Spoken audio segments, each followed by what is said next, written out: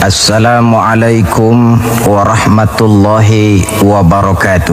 Waalaikumsalam warahmatullahi wabarakatuh. A'udzu billahi minasyaitonir rajim. Bismillahirrahmanirrahim. Wal 'asri innal insana lafi khusr illa alladzina amanu wa 'amilus shalihat wa tawasaw bil haqqi wa tawasaw bis sabr.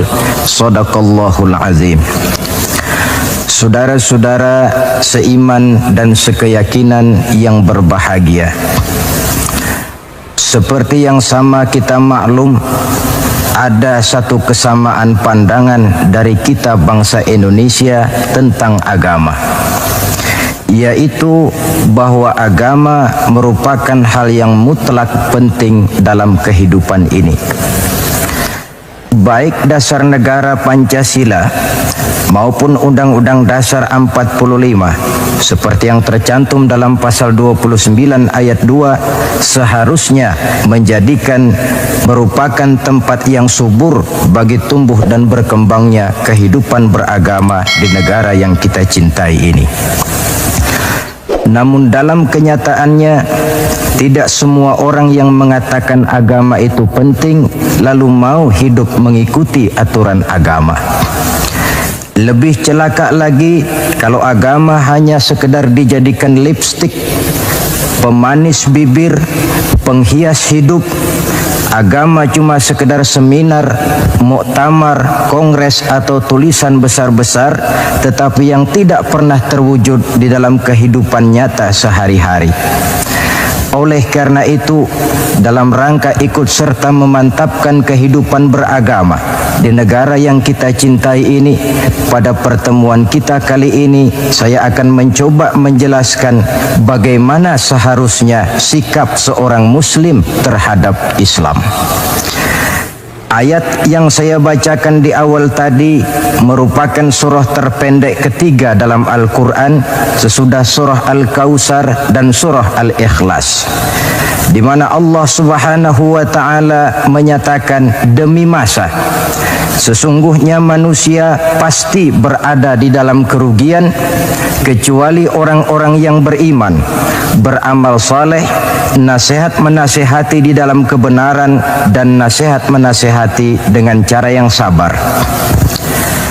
Apabila kita dekati ayat ini, akan segera nampak di dalamnya 4 sikap seorang muslim terhadap Islam. Sikap yang pertama, seorang muslim adalah seorang yang mengimani Islam. Amanu sebagai way of life, sebagai pandangan dalam kehidupan ini. Masalahnya kemudian, bagaimana seorang muslim mengimani Islam sebagai agamanya? Pertama, seorang muslim harus yakin Islam sebagai agamanya adalah satu-satunya agama yang benar. Sikap ini kelihatannya fanatik, tetapi apalagi yang harus dikatakan? Selain dari bahwa fanatik dalam arti berpegang teguh kepada agama merupakan bagian daripada kehidupan beragama. Sebab hanya dengan fanatik dalam artian itu sajalah orang konsekuen terhadap agamanya sendiri. Dan saya kira merupakan satu sikap yang wajar bahwa setiap penganut suatu agama hanya menganggap dan berkeyakinan agamanya sajalah yang benar. Oleh karena itu, kita bukan tidak setuju dengan ungkapan semua agama benar, bukan tidak setuju dengan ungkapan semua agama baik. Bagi kita, kalimat itu belum merupakan kalimat yang sempurna. Semua agama benar bagi penganutnya masing-masing.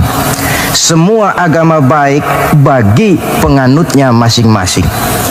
Kalau seorang muslim sudah berkeyakinan bahwa semua agama baik, maka bukan saja tidak diajarkan, tetapi malah bertentangan dengan tuntunan Al-Quranul Karim. Kita lihat misalnya dalam surah Ali Imran ayat 19. Allah menyatakan inna dina indallahil Islam. Agama yang diridhoi Allah itu hanya agama Islam. Selanjutnya dalam Ali Imran 85 Allah menjelaskan wa may yabtaghi ghairal islami dinan fala yuqbala minhu fahuwa fil akhirati minal khasirin.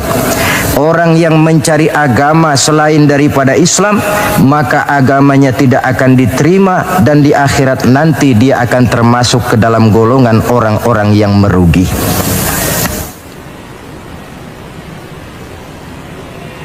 Perkara bahwa kita menghormati orang lain agama itu tentu, apalagi sebagai bangsa yang sedang melaksanakan pembangunan, kita perlu menjaga kesatuan dan persatuan kita sebagai bangsa.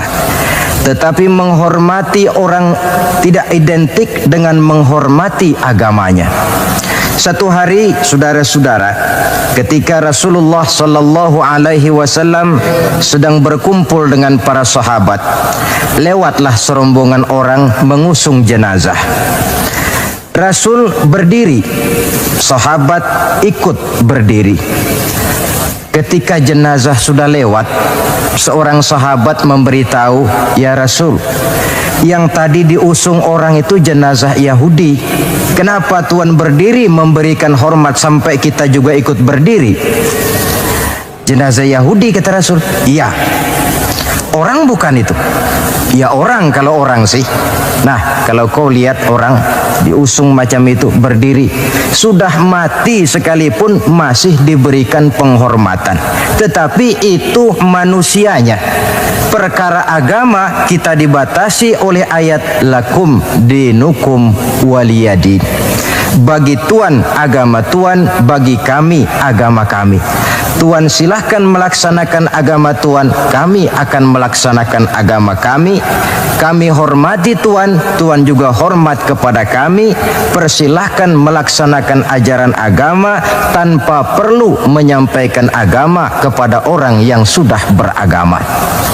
Inilah sikap yang perlu ditegakkan agar kita jangan ngambang di dalam kehidupan beragama dengan memandang semua agama sama saja, semua agama benar, yang pada akhirnya kita tidak akan punya prinsip di dalam memegang teguh ajaran agama kita.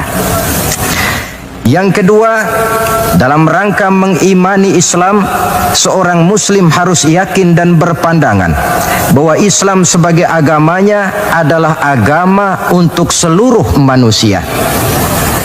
Kalau Nabi Nuh diutus oleh Allah cuma untuk kaumnya saja, Nabi Ibrahim pun untuk umatnya saja, Nabi Musa demikian pula, Nabi Isa pun begitu. Tetapi Nabi Muhammad sallallahu alaihi wasallam diutus oleh Allah Subhanahu wa taala untuk seluruh umat manusia. Kita baca dalam surah Al-Anbiya ayat 107, Allah Subhanahu wa taala menyatakan, "Wa ma arsalnaka illa rahmatan lil alamin." Kami tidak mengutus engkau wahai Muhammad melainkan untuk menjadi rahmah bagi seluruh alam. Dewasa ini, saudara-saudara, kita melihat timbulnya gejala di mana orang menganggap seolah-olah agama itu barang impor. Islam katanya kiriman Arab. Buktinya Quran bahasa Arab, hadis bahasa Arab, solat menggunakan bahasa Arab. Nah, akibat timbulnya pemikiran semacam ini, mulai nampak gejala orang menghindarkan diri daripada Islam. Sebenarnya bahwa Arab sebagian besar memang Islam, itu harus kita akui. Tetapi bahwa Islam bukannya Arab, itu pun juga merupakan kenyataan. Perkara kemudian Quran menggunakan bahasa Arab tidak lain karena Rasulullah sallallahu alaihi wasallam diutus oleh Allah di tengah masyarakat Arab ketika itu. Tapi ini tidak berarti bahwa Quran cuma untuk orang Arab saja. Bisa kita lihat dari bukti-bukti yang ada dalam Quran itu sendiri. Pertama, tidak ada satu ayat Quran pun yang ditujukan khusus kepada orang Arab semata-mata. Misalnya, ya ayyuhal arabiyyun, hai orang-orang Arab, tidak ada. Yang banyak kita temukan itu ya ayyuhan nas, wahai manusia. Digunakan kata yang bersifat umum. Manusia yang mana? Yang mana saja asal merasa manusia. Kalau tidak merasa manusia, tentu tidak perlu terpanggil dengan ayat ini. Lalu solat menggunakan bahasa Arab. Tentu Islam telah mengikat kita dengan akidah. Sama Allah yang kita sembah, sama arah yang kita tuju dalam menyembah, sama bacaan yang kita baca, sama bahasa yang kita gunakan. Dari persamaan-persamaan semacam itu timbul ilaqah ruhiyah, mekanisme psikis yang pada gilirannya mengikat nilai-nilai persaudaraan yang lebih erat lagi. Cobalah kalau misalnya sholat saja dibiarkan tiap orang menggunakan bahasanya sendiri-sendiri, itu di samping akan menimbulkan berbagai kesulitan, kontak batin tidak akan cepat terwujud. Taruhlah misalnya yang jadi imam menggunakan bahasa Indonesia. Dia takbir dalam bahasa Indonesia, bukan dengan Allahu Akbar. Barangkali dia akan baca Tuhan yang Maha Besar. Datang lagi yang jadi makmum dari Padang, lain lagi gaya bahasanya, bukan Allahu Akbar, dia akan baca Allah nan gadang. Datang pula kemudian saudara kita dari Jawa Barat, takbir lagi dia dengan bahasanya, Gusti Allah anu ageng. Lalu paling akhir barangkali datang anak Betawi, jadi makmum, dia takbir lagi pakai bahasa Betawi, Tuhan yang gede banget. Kalau cara sholat saja sudah semacam ini, mekanisme psikis itu kan tidak akan cepat terwujud. Jadi bahwa Arab memang Islam, tapi Islam bukannya Arab. Sama dengan logika bahwa monyet itu adalah binatang, tetapi binatang bukan monyet. Monyet cuma salah satu jenis dari sekian ratus jenis binatang yang ada di alam ini. Sebab itu mengikuti Islam tidak berarti mengikuti Arab, tetapi mengikuti kebenaran yang diturunkan oleh Allah Subhanahu wa taala. Maka seorang muslim harus yakin Islam adalah agama untuk seluruh manusia. Yang ketiga, dalam rangkaian mengimani Islam, seorang muslim harus yakin dan berpandangan Islam sebagai agamanya adalah agama terakhir yang dibawa oleh Rasul terakhir. Tidak ada Rasul sesudah beliau dan tidak ada agama lagi sesudah Islam.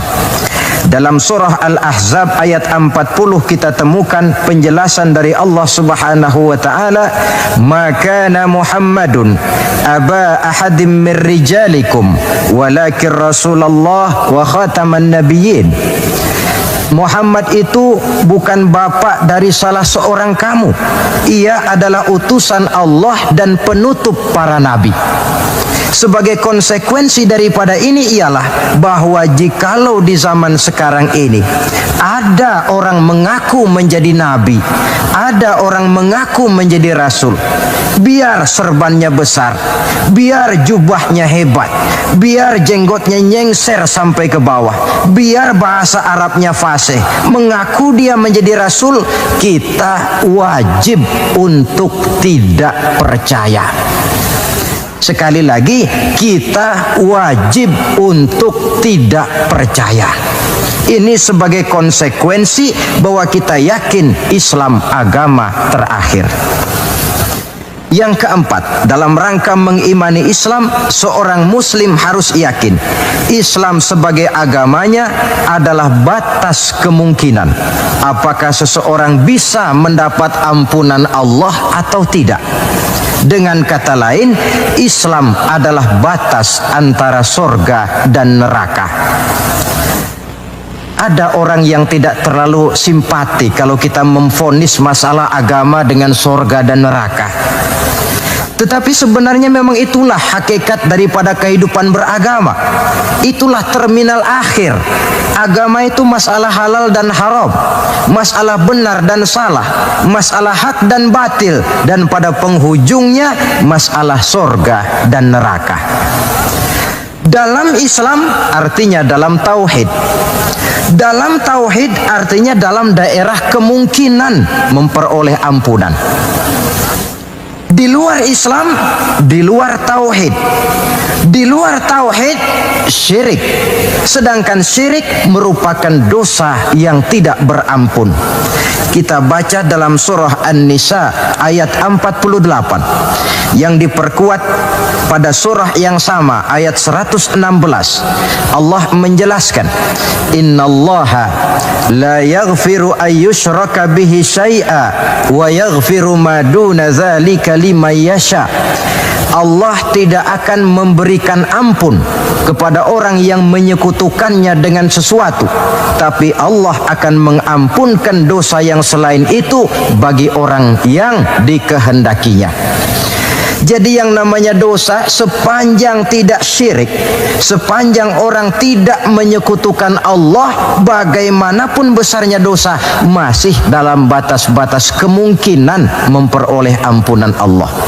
Kalau sudah di luar tauhid, jatuh kepada syirik, sudah di luar jangkauan kemungkinan untuk mendapatkan ampunan dari Allah Subhanahu wa ta'ala. Saudara-saudara seiman dan sekeyakinan,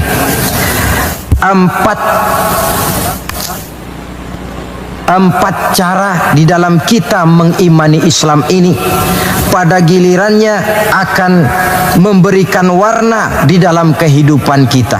Nilai-nilai iman semacam inilah yang kita kehendaki agar kita selamat daripada kerugian seperti yang dijelaskan Allah dalam awal surah Al-Asr itu tadi. Nah, sekarang sikap yang kedua. Bagaimana sikap seorang muslim terhadap Islam setelah amanu, setelah dia mengimani Islam? Yang kedua, wa amilus shalihat. Seorang muslim adalah seorang yang mengamalkan Islam. Sebab apa? Kita tentu maklum, iman konsepsi ideologis yang bersifat abstrak. Sedangkan amal refleksi yang ditimbulkan oleh nilai-nilai iman itu. Iman ibarat strom, tidak nampak oleh pandangan mata zahir. Kita tidak bisa melihat strom itu. Yang bisa kita lihat gejala yang ditimbulkan oleh strom, baik dalam bentuk terang misalnya, suara, gema, gerak, dan sebagainya. Iman tentu saja tidak kelihatan, tapi bisa dinilai dari amal yang dikerjakan oleh orang. Artinya, kalau ada iman, tentu dia beramal. Iman mendorong manusia untuk beramal. Itulah sebabnya dalam banyak ayat-ayat Al-Quran, kata-kata amanu selalu berangkaian dengan wa amilus shalihat. Amanu wa amilus shalihat sebagai pertanda bahwa iman dan amal merupakan hal yang tidak terpisahkan satu sama lain. Nah, untuk bisa hidup mengamalkan Islam, tentu harus didahului dengan mengilmui Islam. Sebab bagaimanapun juga mengamalkan Islam tanpa didasari oleh mengilmui Islam, maka besar kemungkinan amaliyah kita akan sia-sia adanya. Yang akan rugi tentu kita sendiri. Oleh sebab itu, setelah mengimani Islam, kita berkewajiban mengamalkan Islam dengan didahului oleh pengetahuan tentang Islam. Jangan sampai seperti yang nampak banyak sekarang ini, di mana orang memandang Islam itu seperti orang buta mengenal gajah. Ini yang barangkali dalam istilah para sosiolog disebut dengan frame of reference, kacamata pandangan yang salah. Ada 3 orang buta dilepas ke kebun binatang, disuruh kenal gajah, saya yakin laporannya pasti lain-lain. Orang buta pertama datang, lapor Pak, yang namanya gajah kecil panjang seperti ular. Kenapa dia laporan macam ini? Sebab kebetulan yang dia pegang ekornya. Datang orang buta kedua, ngotot. Salah Pak, itu tidak betul. Yang paling betul saya Pak. Kalau gajah itu Pak, kecil, besar, tipis, lebar, seperti kipas. Sebab apa? Karena kebetulan yang dia pegang telinganya. Lalu orang buta ketiga datang, lebih ngotot lagi dari yang kedua ini. Pak, dua-duanya Pak salah, tolol bin goblok. Yang paling betul itu saya Pak. Yang namanya gajah itu Pak, besar tinggi macam pohon kelapa. Sebab apa? Kebetulan yang dia pegang kakinya. Salahkah mereka? Tidak salah, cuma datanya belum lengkap. Baru kenal ekor gajah sudah berani mengambil kesimpulan itulah gajah. Yang satu baru kenal telinga gajah sudah menarik konklusi itulah gajah. Dan yang lain baru tahu dan baru kenal kaki gajah sudah mengemukakan pendapat itulah dia gajah. Buat orang yang sudah kenal betul gajah, tentu dia ditertawakan. Bagi orang yang belum kenal gajah, dia menyesatkan. Hal semacam ini bukan saja tidak mendidik, tetapi pada akhirnya akan membingungkan orang yang belum kenal kepada gajah. Dengan kata lain, di dalam mengilmui Islam, kita harus berupaya melihat dan memandang Islam itu secara totalitas, secara keseluruhan, memandang dan melihat Islam dari berbagai seginya, sehingga dengan demikian akan terbuka nuansa pandangan mata kita melihat kebesaran, kelengkapan dan kesempurnaan daripada ajaran agama kita sendiri. Nah, kalau nilai-nilai iman diwujudkan dan dibuktikan dengan pengamalan kita tentang Islam, barulah nilai iman kita itu beroleh wujudnya yang konkret di dalam amalan-amalan kita sehari-hari. Tanpa itu, iman cuma tinggal sekedar kata. Akidah cuma tinggal sekedar keyakinan dan fondasi yang tanpa perwujudan di dalam realita kehidupan ini. Demikian sikap yang kedua. Lalu yang ketiga, saudara-saudara, setelah mengimani Islam, kemudian mengamalkan Islam, seorang muslim harus mendakwahkan Islam. Tawasau bil haqqi, nasihat menasihati di dalam kebenaran. Pada hakikatnya setiap kita ini mubaligh. Setiap kita berkewajiban menyampaikan dakwah kepada orang yang belum atau kurang mengetahui suatu persoalan yang kebetulan kita lebih mengetahui tentang itu.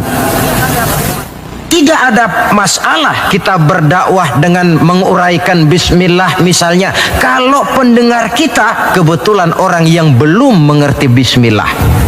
Dengan demikian akan terjadi pemerataan pemahaman agama. Tidak perlu harus selalu jadi mubaligh. Kalau kita kebetulan seorang pedagang, lalu dalam dunia perdagangan kita bisa memberikan contoh bagaimana seharusnya seorang muslim berdagang, maka kita sudah mendakwahkan kepada orang lain bagaimana cara dagang menurut Islam. Dakwah bil hal namanya, di mana setiap pribadi muslim menjadi iklan daripada agamanya. Dia harus sanggup berkata, tuan-tuan mau tahu bagaimana cara dagang menurut Islam? Lihat cara kami orang Islam dagang. Tuan-tuan mau tahu bagaimana cara berumah tangga menurut Islam? Lihat cara kami orang Islam berumah tangga. Tuan-tuan mau tahu bagaimana cara bertetangga menurut Islam? Lihat cara kami orang Islam bertetangga. Seorang muslim menjadi iklan daripada agamanya, dakwah bilhal, dakwah dengan perbuatan langsung, memberikan contoh kepada masyarakat bagaimana tuntutan kehidupan beragama yang kita laksanakan dalam kehidupan sehari-hari.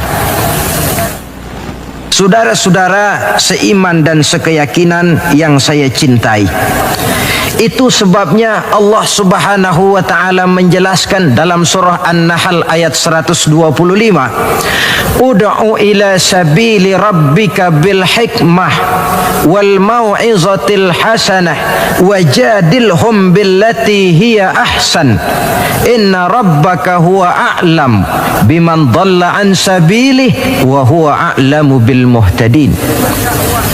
Berdakwahlah kamu, ajak manusia ke jalan Allah. Bagaimana caranya? Pertama, bil hikmah, dengan cara bijaksana. Bagaimana cara yang bijaksana itu? Baik Al-Quran maupun As-Sunnah banyak menjelaskan pola-pola kebijaksanaan dalam pelaksanaan dakwah. Kita ambil satu trik saja. Satu hari datanglah seseorang menghadap kepada Rasulullah sallallahu alaihi wasallam. Yang datang ini kalau istilah sekarang biang okem. Datang dia menghadap baginda Rasul. Sesampainya di sana dia bilang, "Ya Rasul, bagaimana? Saya ini mau masuk Islam, boleh apa tidak?" Boleh. Lalu dia mengucap 2 kalimat syahadat. Setelah selesai mengucap 2 kalimat syahadat, dia berkata lagi, "Ya Rasul, saya sekarang sudah masuk Islam." Bagus. "Saya cinta Islam." Bagus. "Saya juga cinta kepada Anda ya Rasul." Bagus. "Cuma saya juga cinta kepada dosa ya Rasul. Terus terang saja saya ini suka judi, saya suka zina, dan saya senang mabuk. Dan saya belum bisa meninggalkan semua itu." Marahkah Rasul mendengar keterus terangan orang ini? Dihardikkah orang ini oleh Rasul? "Macam apa kau, sama Islam cinta, sama dosa juga cinta?" Ternyata tidak. Mendengar keterus terangan orang ini, baginda Rasul tersenyum. Seraya bersabda, "La ba'sa bi." Tidak apa-apalah. "Jadi kau senang zina?" "Iya." "Mabuk?" "Wah, hampir tiap malam saya teler." "Judi?" Itu lagi hobi saya." "Dan kau belum bisa tinggal semua itu?" "Belum ya Rasul." "Tidak apa-apalah. Cuma begini saja. Mau tidak kau janji dengan saya?" "Apa ya Rasul?" "Mulai sekarang kau akan meninggalkan dusta. Kau akan jadi manusia jujur, jangan bohong. Satu itu saja yang saya minta. Sanggup?" "Cuma itu ya Rasul." "Cuma itu?" Saya kira apa? Kalau cuma urusan gak bohong sih, gampang lah itu. Sanggup saya." "Sanggup?" "Sanggup." "Mari berjanji." Dijabat tangannya oleh Rasul, berjanji tidak akan bohong dia. Dalam perjalanan pulang, orang ini berkata dalam hati, "Ma ashala ma talaba hadzan nabil karim." Alangkah mudahnya permintaan Rasul ini. Saya sudah berterang-terangan suka judi, suka zina, suka mabuk. Tidak disuruhnya meninggalkan semua itu, cuma diminta jangan bohong saja. Dia kira orang nggak bohong itu gampang.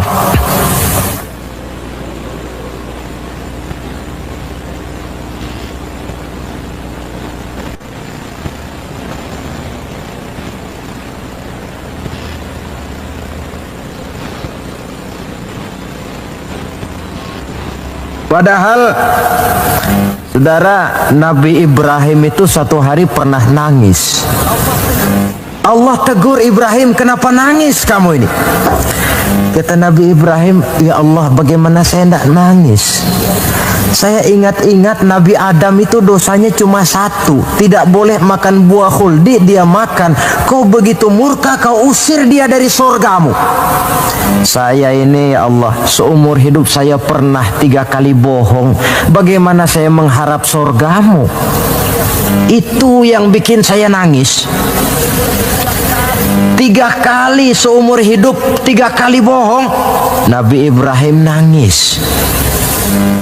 Kita ini satu hari 17 kali bohong, nyengir aja, gak ada nangisnya.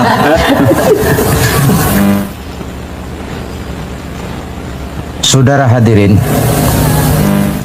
demikianlah orang ini pulang ke rumah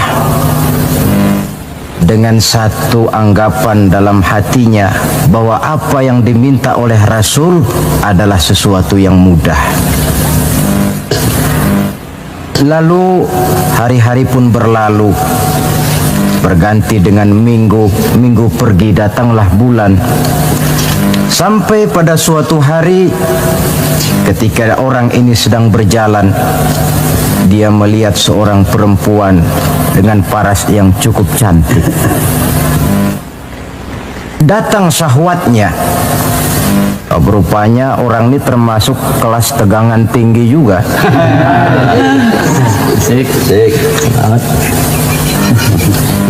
Dibawanya perempuan itu ke dalam rumah. Hampir terjadi perbuatan zina. Nyaris dia ingat janjinya. Iya, saya ini kan sudah janji dengan Rasul tidak mau bohong. Nanti kalau saya bertemu Rasul lalu saya ditanya, kamu zina apa enggak sekarang? Saya harus jawab bagaimana? Kalau saya bilang iya, tentu hukum berlaku. Kalau saya bilang tidak, artinya saya bohong. Padahal saya sudah berjanji tidak mau bohong. Peranglah antara bisikan iman dan bisikan nafsunya. Ternyata kemudian bisikan iman ini menang. Tidak jadi dia lakukan perbuatan zina itu. Lain waktu dia melihat sesuatu yang indah menawan, terdetik dalam hatinya mau mencuri. Sudah dia ulurkan tangan hendak mencuri itu, ingat lagi, saya sudah janji dengan Rasul tidak mau bohong. Kalau satu hari saya bertemu beliau ditanya saya kau mencuri apa tidak, bagaimana saya harus menjawab? Saya katakan iya, tentu hukum berlaku. Kalau saya bilang tidak, artinya saya bohong. Perang lagi iman dan nafsunya. Akhirnya iman menang, tidak jadi dia mencuri. Begitulah orang ini tiap kali mau melakukan kejahatan, ingat janjinya kepada Rasul bahwa dia tidak mau bohong. Sampai akhirnya dia tidak pernah jadi melakukan berbagai macam kejahatan. Paling akhir dia datang menghadap Rasul, ya Rasul sodakta, ya Rasul Anda benar. Kenapa? Yang Anda minta cuma satu, jangan bohong. Tapi rupanya itu pokoknya ya Rasul. Saya ternyata tidak berkutik. Sampai paling akhir dia menjadi salah seorang sahabat yang terbaik dari baginda Nabi. Sebab apa? Hanya diminta meninggalkan bohong oleh Rasul. Ini pola dakwah yang dilaksanakan oleh Rasul dengan cara bijaksana. Processingnya melalui tahapan yang sesuai dengan kemampuan orang. Contoh lain,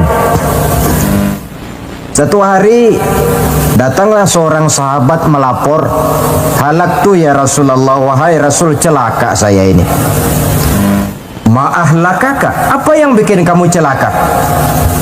Dia bilang, waqa'tu ala imra'ati fi Ramadan.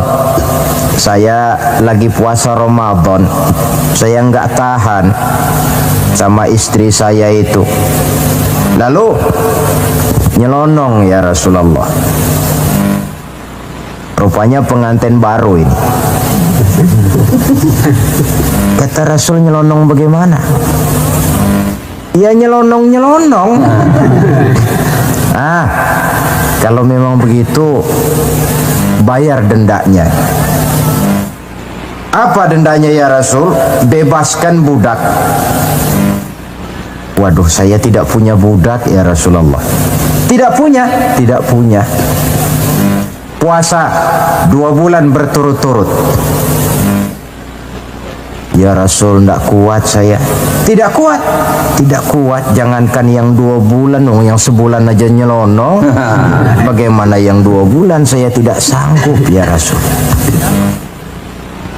Kalau memang tidak sanggup juga, beri makan 60 fakir miskin, 1 orang 1 mud. Ya Rasul, jangankan memberi makan 60 fakir miskin. Istri saya ini di rumah 1 hari masak, 3 hari libur. Saya ini orang susah. Lagi pula saya pikir orang ini kebangetan juga. Sudah melarat sama larangan kok berani. Rasul tersenyum kemudian masuk ke dalam kamar. Keluar lagi beliau membawa sekeranjang kecil kurma. Kalau kau memang tidak punya apa-apa, bawa pulanglah ini, sedekahkan kepada orang-orang miskin di kampungmu sebagai pembayar dendamu. Ya Rasulullah, apa lagi? Di kampung saya itu yang paling miskin saya. Bukan main. Akhirnya Rasul cuma senyum, beliau bilang, ya sudah, bawa pulanglah nih, beri makan anak istrimu di rumah. Sudah melanggar larangan, dapat korma pula. Pola kebijaksanaan semacam ini menunjukkan elastisitasnya watak Islamil. Tidak kalau sudah begitu ya mesti begitu. Kita saja kan besar ini lewat tahapan. Begitu lahir kita cuma minum air susu ibu.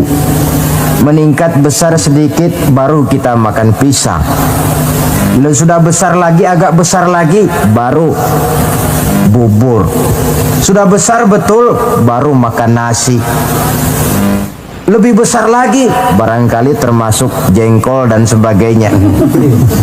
Bayangkan kalau orang begitu lahir sudah dikasih jengkol, itu tidak bijaksana kan, akan rawan akibatnya. Pendeknya, dengan dakwah cara bijaksana ini, jangan memancing ikan pakai anggur. Bagaimanapun enaknya anggur itu bukan makanan untuk ikan. Inilah makna tuntunan Nabi, khatibin nasa ala qadri uqulihim. Berbicaralah kepada manusia sesuai dengan daya terima mereka, sesuai dengan kemampuan yang mereka sanggup melaksanakannya. Begitulah pola dakwah pertama, bil hikmah. Yang kedua, wal mau'izatil hasanah, dengan contoh nasihat-nasihat yang baik. Dan yang ketiga, wajadilhum billati hiya ahsan.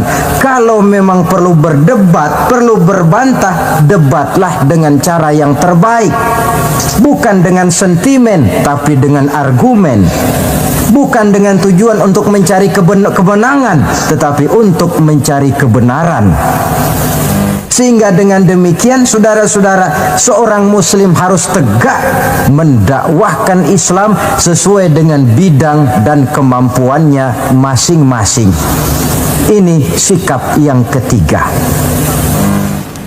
Lalu sampai kepada sikap yang keempat, bagaimana seorang muslim sikapnya terhadap Islam. Yaitu yang keempat, watawasau bis sabr, bersabar dalam Islam. Setelah kita mengimani Islam, mengamalkan Islam, kemudian mendakwahkan Islam, pada yang keempat, bersabar dalam Islam. Sebab apa? Perjalanan mengimani Islam, mengamalkan Islam, mendakwahkan Islam bukan perjalanan yang lurus bertabur bunga di kanan kirinya. Jalannya menanjak, penuh onak dan duri, namun tidak ada perbuatan tanpa resiko. Orang yang berani berbuat harus berani resiko. Mengimani Islam ada resikonya, mengamalkan Islam ada resikonya, mendakwahkan Islam, menegakkan yang ma'ruf, menghancurkan yang munkar pun ada resikonya. Bersabar dalam Islam. Bagaimana orang yang sabar itu? Allah menjelaskan, wa basyiris sabirin allazina iza asabathum musibah qalu inna lillahi wa inna ilaihi raji'un. Orang yang sabar tidak lain adalah orang-orang yang kalau mereka mendapat musibah, terkena satu kesulitan, kembali kepada konsepsi dasar inna lillahi wa inna ilaihi raji'un.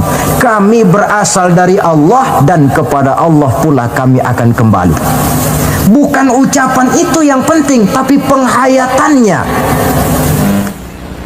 Kalau pada suatu saat misalnya kita harus melepaskan jabatan yang kita cintai, kembali kepada konsepsi inna lillahi wa inna ilaihi raji'un. Dahulunya pun ketika lahir ke dunia ini, saya tidak membawa jabatan apa-apa.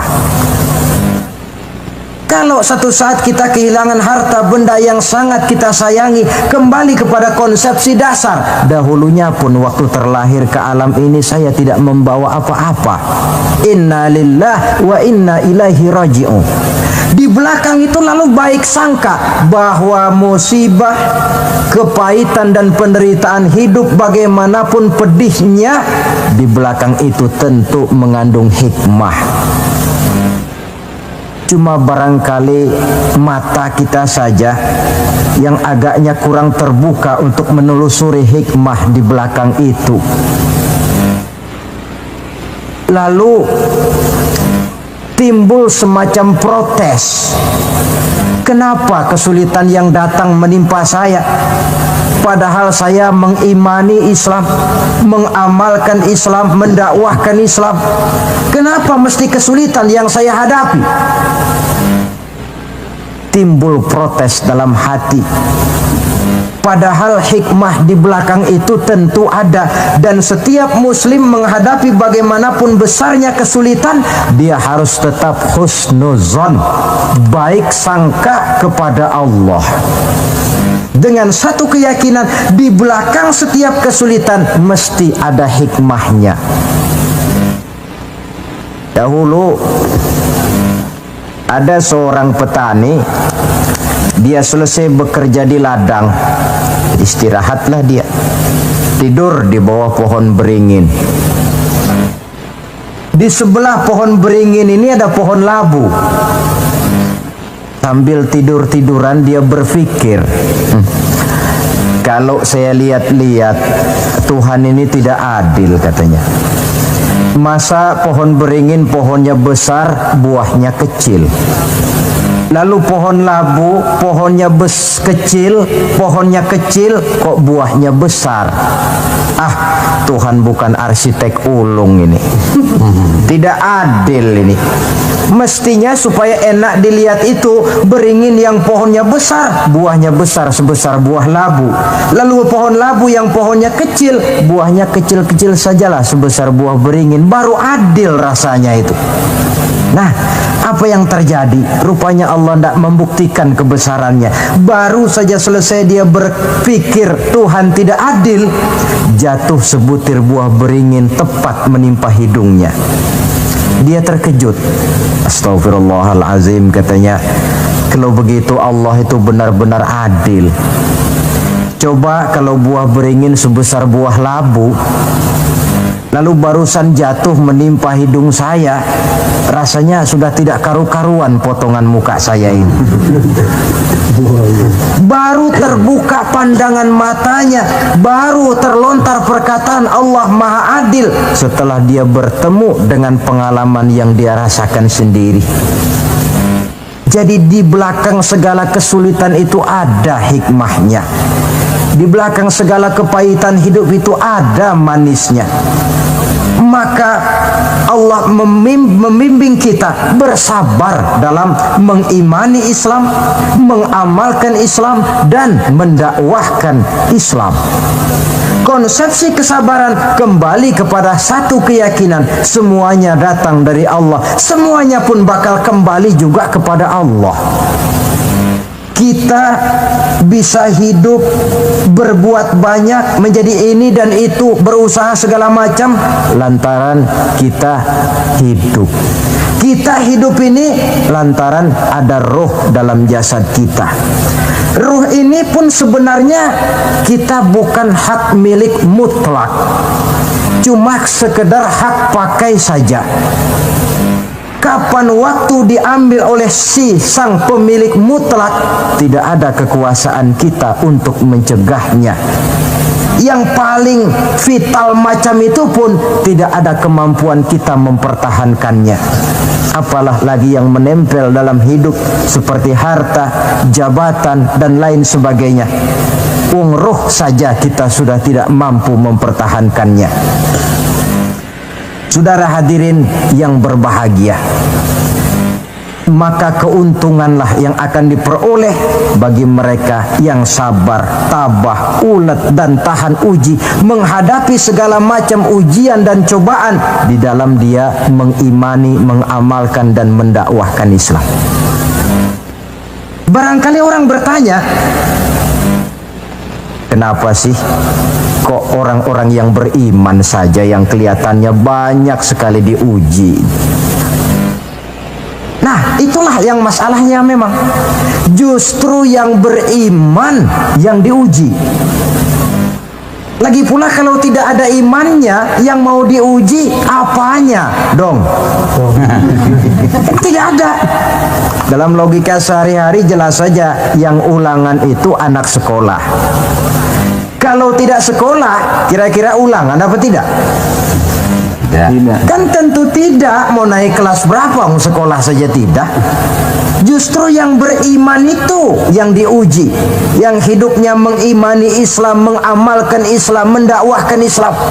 Makin tinggi kualitas iman, makin berat cobaan dan ujian itu. Sehingga Allah menjelaskan, ahasiban nasu ayyutraku ayyakulu amanna wa hum la yuftanun. Adakah manusia menyangka mereka akan dibiarkan saja mengatakan amanna, kami mengimani Allah, kami mengimani Islam, wa hum la yuftanun, padahal mereka belum diuji lebih dahulu.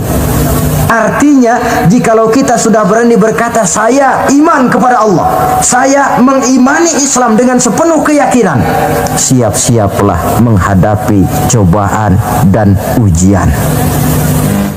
Dan yang namanya cobaan ini tidak selalu yang berbentuk susah. Wa nabluukum bil khairi wasyarri, kata Allah, kami akan coba, kami akan uji kamu dengan yang enak dan dengan yang tidak enak. Jadi bukan cuma sakit cobaan, sehat juga ujian. Bukan cuma miskin ujian, kaya pun cobaan. Tidak punya uang, cobaan. Banyak uang, ujian. Tapi kan belum pernah kita dengar ada orang bilang, Pak, saya lagi diuji oleh Allah. Kenapa? Uang saya lagi banyak, Pak. Belum ada orang berkata macam begitu. Kalau sudah bangkrut, pailit, nah barulah dia merasa diuji Allah. Dan dalam kenyataan banyak orang lulus ketika diuji dengan kemiskinan, tapi gagal berantakan setelah dia dicoba dengan kekayaan. Banyak yang ingat Allah dikala dia sakit, dan manakala dia sudah sehat, Allah pun dilupakan. Ketika miskin dia hamba Allah, setelah kaya pindah menjadi hamba harta. Ketika dia orang biasa, dia hamba Allah. Naik pangkat, punya jabatan, pindah budak pangkat, budak jabatan. Tidak sesuai lagi antara ucapan dan perbuatannya. Baik, barangkali kita bercermin dari kehidupan seorang nabi, yaitu Nabi Ayub alaihi salam. Beliau ini orang kaya. Iblis itu paling tidak senang kalau ada orang baik. Dia lapor, wahai Allah, hambamu yang namanya Ayub ini dia rajin ibadah cuma karena kaya saja kau berikan harta. Coba kalau dia bangkrut, jatuh miskin, rasanya dia berhenti ibadah. Ah, iblis, aku tahu Ayub itu hambaku yang ikhlas. Saya buktikan ya Allah, silakan. Turunlah iblis ke alam ini. Mula pertama yang dia rusak adalah harta benda Nabi Ayub. Sawah ladang dibikin rusak, binatang ternak binasa, sehingga dalam waktu relatif singkat jatuhlah Nabi Ayub dari orang paling kaya menjadi orang paling miskin. Kalau orang miskin jadi orang kaya, itu rasanya tidak terlalu, ya paling-paling lupa diri. Tapi kalau sudah dari kaya, tahu-tahu jatuh miskin, ini yang kalau kurang-kurang kuat kan bisa mengalami semacam mental breakdown, mengalami komplikasi. Waktu itu Nabi Ayub sedang ibadah di mihrab dalam masjid, datang iblis. Saudara Ayub, iya. Sedang ibadah ya? Iya. Menyembah Allah? Iya. Tahu nggak kau ini? Kenapa? Allah yang sedang kau sembah ini dia sudah bikin miskin kamu. Sawah ladangmu rusak, binatang ternakmu binasa, dan kau sekarang sudah jadi orang paling miskin. Buat apa menyembah Tuhan macam itu yang sudah bikin miskin kamu? Inilah iblis ini, kepada Nabi Ayub bicaranya lain, kepada Allah bicaranya lain. Kata Nabi Ayub, benar itu. Benar. Sawah ladang saya rusak. Iya. Binatang ternak saya binasa. Iya. Dan saya sekarang jadi orang paling miskin. Betul. Kata Nabi Ayub, beliau malah tidak mengucapkan innalillah. Yang beliau ucapkan apa? Alhamdulillah alladzi a'tani wa akhadha minni. Alhamdulillah, segala puji bagi Allah yang telah memberikan harta kepada saya dan sekarang Allah pula yang mengambilnya. Allah yang memberi, Allah yang mengambil. Tidak ada masalah bagi Allah. Iblis cuman ibadah jalan terus. Kembali beliau ibadah. Keki bukan main iblis ini. Inilah sebagian dari cerminan orang yang punya fondasi dan kesadaran kepada penghayatan tentang kalimat inna lillahi wa inna ilaihi raji'un. Kadang-kadang kita cuma sekedar ucapan tanpa penghayatan. Terkena musibah mulutnya sih tidak berhenti innalillah innalillah, tapi nangisnya juga tidak mau berhenti. Tidak diiringi dengan kesadaran dari Allah segalanya berasal dan kepada Allah segalanya pun juga akan kembali. Nah, kalau sadarlah kita bahwa tidak ada satu perbuatan tanpa resiko, dan resiko dalam mengimani, mengamalkan dan mendakwahkan Islam merupakan sesuatu yang indah. Yang kalau kita hadapi dan kita modali dengan sabar, tentu buahnya akan nikmat kita rasakan dalam perjalanan hidup ini.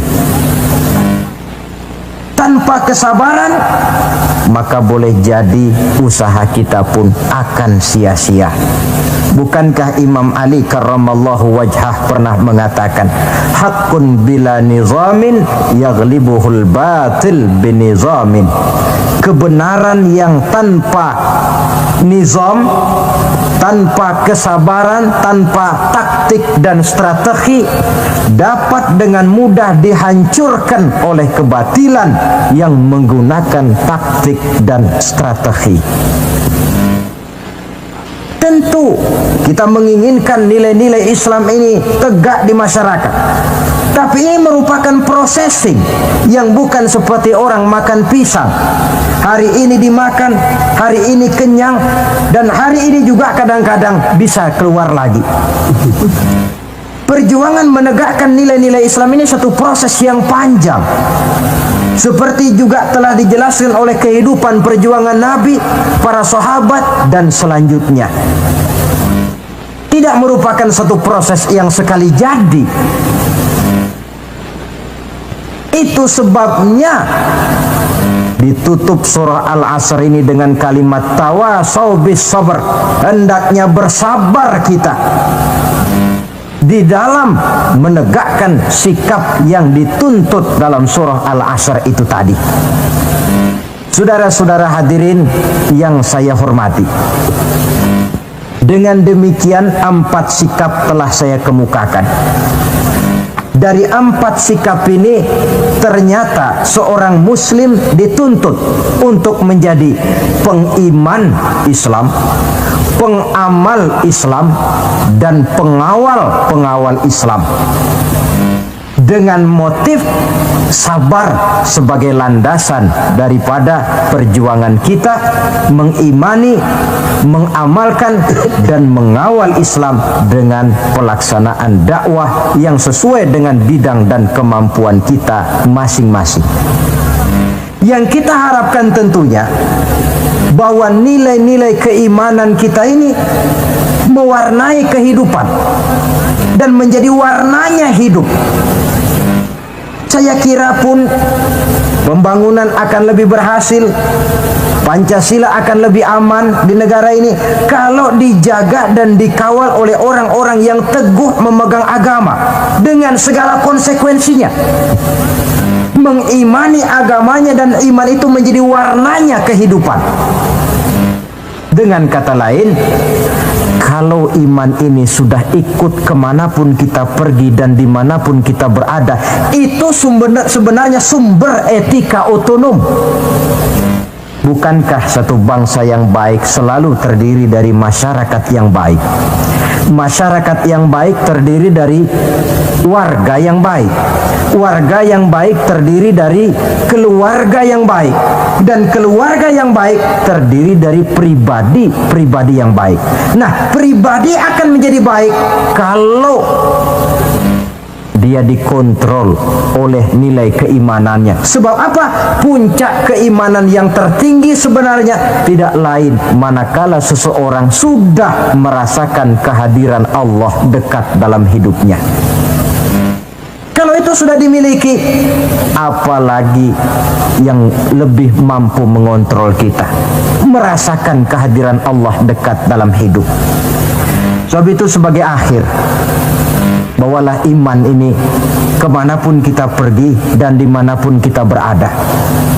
Kadang-kadang iman kita ini kan cuma sekedar penunggu rumah.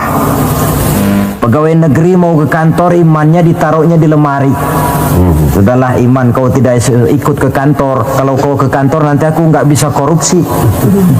Pedagang ke pasar, iman ketinggalan di rumah. So kalau iman dibawa ke pasar, katanya timbangannya tidak bisa curang. Tertinggallah iman itu di rumah. Iman yang tertanam dalam hati menimbulkan etika otonom, dan etika otonom membuat manusia selalu merasakan kehadiran Allah dekat dalam hidupnya. Kemana lagi tempat kita hendak melakukan kesalahan kalau Allah menjadi daya kontrol yang paling efektif di dalam kehidupan? Inilah yang kita bicarakan pada pertemuan kita kali ini. Semoga Allah memberikan kekuatan kepada kita. Amin. Untuk hidup tegak mengimani Islam, mengamalkan Islam, mendakwahkan Islam, dan bersabar di dalam Islam. Saya akhiri dengan satu ungkapan. Wa qad yurja li jarhi sayfi bur'un wala bur'u lima jarahal lisan. Kalau pedang lukai tubuh, masihkan ada harapan sembuh. Kalau lidah lukai hati, kemana obat hendak dicari. Untuk itu, saya mohon dibukakan pintu maaf yang sebesar-besarnya. Semoga yang saya sampaikan ini ada manfaatnya. Usikum wa iyaya bitaqwallah. Aqulu qawli hadza. Wassalamualaikum warahmatullahi wabarakatuh. Waalaikumsalam warahmatullahi wabarakatuh. Maka di zaman sekarang akhlak kita kepada Allah sering kena erosi, sering kena polusi. Mungkin karena sulitnya lapangan kerja, tingginya tensi ekonomi, persaingan hidup yang makin tajam, sulitnya mencari lapangan kerja, orang kadang-kadang nekat. Sedikit pertimbangan picik, pandangan, mudah melakukan potong kompas, sehingga terjadilah perbuatan-perbuatan yang memelencengkan akhlak kita kepada Allah Subhanahu wa ta'ala. Kadang-kadang terjebak mempercayai selain daripada Allah, kadang-kadang terjebak di dalam mengagungkan yang selain daripada Allah lebih dari yang seharusnya. Terkenalah akhlak kita kepada Allah jaringan-jaringan erosi dan polusi. Kufur sebagai lawanan daripada tauhid merupakan sifat daripada orang yang tidak berakhlak kepada Allah. Bentuknya pertama bisa syirik. Syirik itu artinya meyakini ada Tuhan lain selain daripada Allah. Itu yang namanya syirik. Jadi percaya Tuhan ada, cuman Tuhannya kelebihan. Itu yang disebut syirik, dan itu merupakan cerminan dari akhlak yang rusak kepada Allah Subhanahu wa ta'ala. Berkeyakinan Tuhan lebih dari satu, berkeyakinan bahwa Tuhan itu beranak atau diperanakkan, atau mengagungkan sesuatu sama dengan Allah, atau menjadikan yang selain Allah sebagai tujuan akhir daripada perjalanan kehidupan ini, maka itu sudah terjebak kita dalam musyrik. Dan syirik satu dosa yang tidak berampun. Bahasa kasarnya, yang namanya syirik itu jenis bapak moyangnya dosa. Saudara-saudara, sebab itu saya pesan, kalau memang terpaksa, biasanya yang tinggal di kota-kota besar itu kalau tidak kepengen dosa kan susah.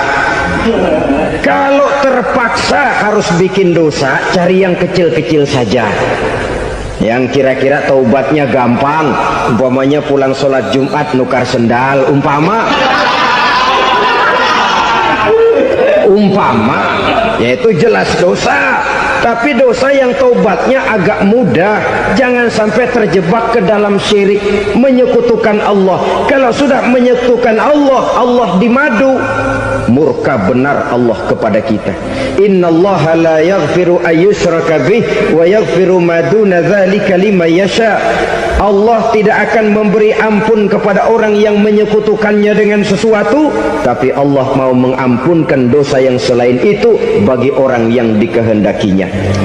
Jadi orang-orang yang sudah terjebak syirik, menyekutukan Allah, meyakini ada Tuhan lain selain daripada Allah, meyakini Tuhan beranak atau diperanakkan, bagaimanapun baiknya mereka di dunia, bagaimanapun sosial jiwanya, bagaimanapun pemurah tangannya memberikan santunan dan pertolongan kepada orang lain, kalau sudah syirik, seluruh nilai kebaikannya akan tidak ada gunanya lagi, karena tidak ada tempat nilai kebaikan itu bergantung.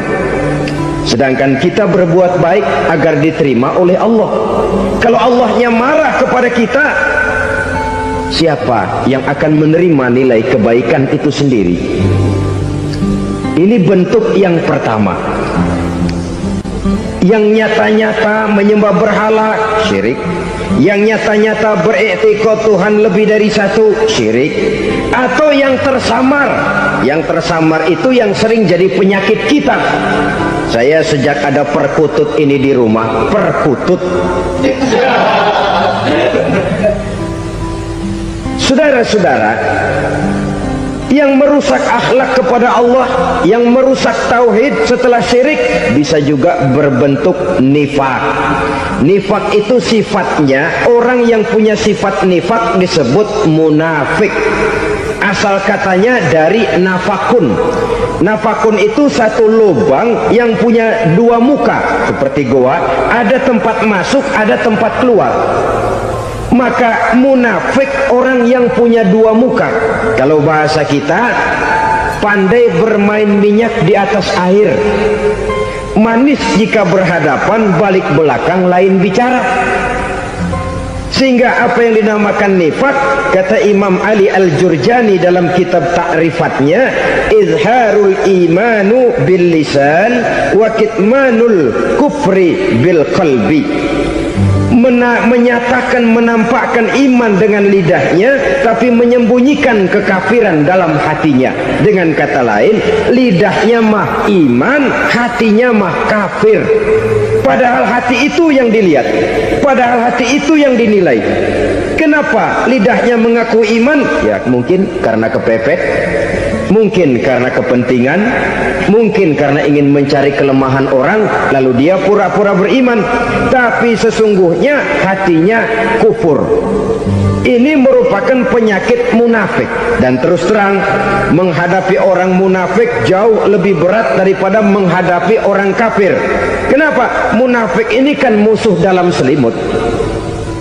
Mau dibilang musuh nyata-nyata, apalagi di zaman Rasul ya, ketika periode Madinah, berat sekali menghadapi orang munafik.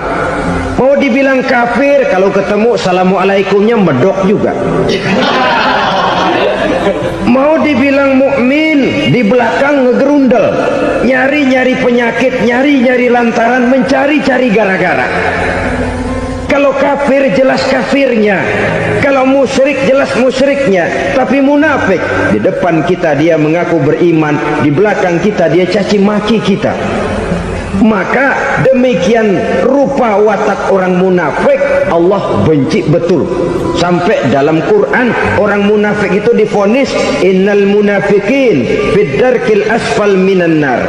Orang-orang munafik di dasar jurang neraka yang paling bawah, keraknya neraka. Saudara-saudara kaum muslimin rahimakumullah, sebab munafik sangat berbahaya, membahayakan umat, membahayakan agama. Di depan kita mereka ngaku pura-pura beriman, kalau pidato luar biasa memuji agama setinggi langit, menampakkan seolah-olah dia orang yang dekat dengan agama. Saudara-saudara, agama penting, agama mutlak, tapi yang ngomong begitu agamanya apa? Remeng-remeng. Cuma sekedar lipstick, cuma sekedar dekorasi, cuma sekedar kamuflase buat ngibuli orang lain. Dia mengaku beragama, mengatakan agama mutlak, menganggap agama penting, seolah-olah memperhatikan benar tentang tatanan kehidupan beragama, tapi sebenarnya di hatinya tidak lebih berkecamuk penyakit-penyakit kufur. Maka sifat munafik ini termasuk menodai tauhid, artinya merusak akhlak kita kepada Allah Subhanahu wa ta'ala. Sifat yang ketiga yang juga merusak akhlak kita kepada Allah dinamakan riddah. Riddah itu sifatnya, orang yang punya sifat riddah disebut murtad. Murtad keluar dari Islam. Keluar dari Islam tentu tadinya di dalam Islam. Oleh satu perbuatan dia bisa menjadi murtad. Misalnya tadinya dia iman benar kepada Allah, tapi melarat. Kadang-kadang sehari masak, 3 hari libur. Akhirnya oleh kesulitan ekonomi dia tidak kuat. Ada yang menawarkan kebaikan, dibawain supermi, dibawain obat-obatan, diberikan beras, goyah imannya. Keluar dia dari Islam, ikut agama orang yang memberikan pertolongan kepadanya, memilih kesenangan sebentar dengan mengorbankan kebahagiaan yang kekal. Maka orang semacam itu riddah sifatnya, murtad orangnya, keluar dari Islam. Dan yang menyebabkan kita murtad bukan cuma orang nyata-nyata memproklamirkan diri keluar dari Islam tapi lalu mengikuti agama orang lain. Bukan cuma itu, mengakui ada Rasul lagi sesudah Nabi Muhammad bisa menyebabkan kita murtad. Mengingkari nikmat Allah bisa menyebabkan kita murtad. Meyakini semua agama benar bisa menyebabkan orang menjadi murtad. Meragukan kesempurnaan dan kelengkapan Al-Quran bisa menyebabkan orang jadi murtad. Mengingkari sunnah bisa menyebabkan orang menjadi murtad. Banyak hal-hal yang bisa mendatangkan penyakit riddah dan membuat pelakunya menjadi murtad. Dan ini menodai akhlak kita kepada Allah Subhanahu wa ta'ala. Itu tadi kufur iman, saudara-saudara. Nyata-nyata mengingkari Allah, baik dalam bentuk syirik nifak ataupun riddah. Kufur yang kedua dinamakan kufur nikmat. Apa itu kufur nikmat? Sitru nikmatil mun'im au ya'malu fi mukhalafatil mun'im. Menutup-nutup nikmat Allah atau melakukan perbuatan yang menentang, bertentangan dengan kehendak yang memberikan nikmat. Jadi kufur nikmat pertama, nutup-nutupin Tuhan.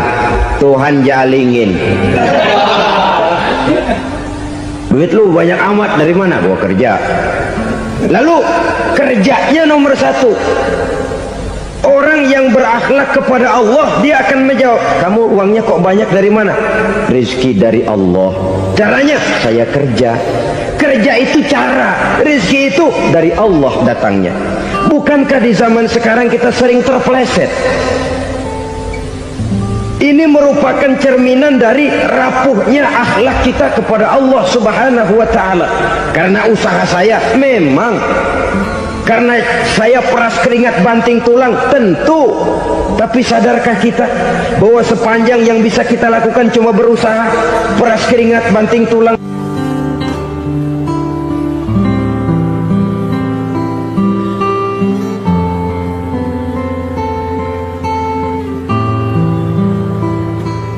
Soal rizki, soal jodoh, soal maut, kitakah yang mengatur? Kitakah yang menentukan? Subhanallah. Manusia sungguh tidak berdaya menghadapi tiga hal paling pokok ini. Rezeki, kita cuma bekerja. Kitakah yang menentukan? Tidak. Kita berusaha saja, rezeki belum pasti dapat. Apalagi kalau kita tidak berusaha. Jangan terjebak dalam fatalisme. Belum perang udah nyerah. Emang dasar rezeki datangnya dari Tuhan, gak usah kerja, dan ntar juga kalau dia datang. Dari mana datangnya? Kerja saja belum tentu dapat rezeki, apalagi kalau tidak kerja. Yang jelas usaha perlu kepastian, itu urusan Allah. Ini akhlak kepada Allah Subhanahu wa ta'ala. Jodoh juga begitu. Kita berusaha, kita berupaya, Allah menghendaki lain jadinya. Maut juga begitu. Siapa sih yang pengen ngadepi maut? Siapa sih yang pengen mati? Siapa sih yang pengen ketemu malaikat Israel? Tidak seorang pun kalau ditanya, kecuali mereka yang putus asa ya. Kalau otaknya masih normal, mau mati mesti belakangan dulu dikit. Tapi yang satu itu, saudara, kalau dia sudah datang, tenaga mana yang bisa menolak? Kalau dia sudah berkunjung, kekuatan mana yang bisa menghindar? Kalau dia sudah ingin bertemu, kemana kita bisa melarikan diri? Manusia sepanjang yang dia lakukan hanya berusaha, tapi kepastian, ketentuan dari Allah Subhanahu wa ta'ala. Orang yang kufur nikmat, nutupin Allah. Dia merasa rezekinya adalah mutlak peras keringatnya, seolah-olah Allah nggak punya peranan apa-apa di situ. Oh, ini kan saya bisa rumah begini karena saya kerja keras. Oh, ini mobil saya begini, saya kerja keras. Peras keringat, banting tulang, keras.